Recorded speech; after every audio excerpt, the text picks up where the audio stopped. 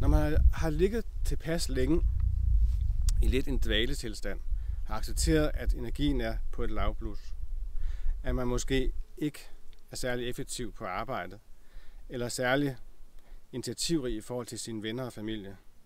Når man har accepteret den her dvaletilstand, kommer der langsomt nogle nye idéer frem. Og de idéer er vigtige at skrive ned og huske, fordi det er dem, man så skal forfølge. De kommer langsomt, lige så vel som at det langsomt bliver forår. Der kommer lidt vintergæk og lidt erantisk til at begynde med, og lige pludselig så buner det hele op. Og jo mere man forfølger sine nye idéer, jo nærmere kommer man det nye. Og pludselig så eksploderer det af selvtillid, fordi at det man kan se foran sig nu, virker mere rigtigt end det gamle. Og så er det svært at vende tilbage. Det kan man ikke.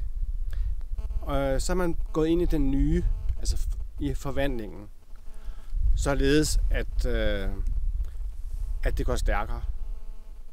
Så i starten går det langsomt. Langsomt. Så ser man et lille lys og et større lys, og så glider man lidt tilbage igen.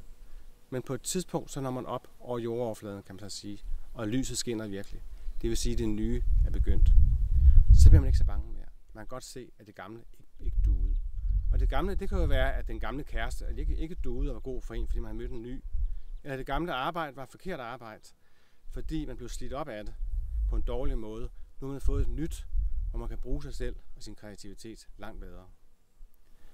Så det er det sidste. Når forvandlingen så er trådt i kraft, så får man selvtillid til at springe ud i det nye, og dermed også en robusthed til at turde gennemgå en ny transformation, som kommer på et senere tidspunkt, når der er nogle nye ting, man så skal lave om. Så vi lever altså i en ny verden, hvor de gamle traditioner er dampet mere eller mindre af.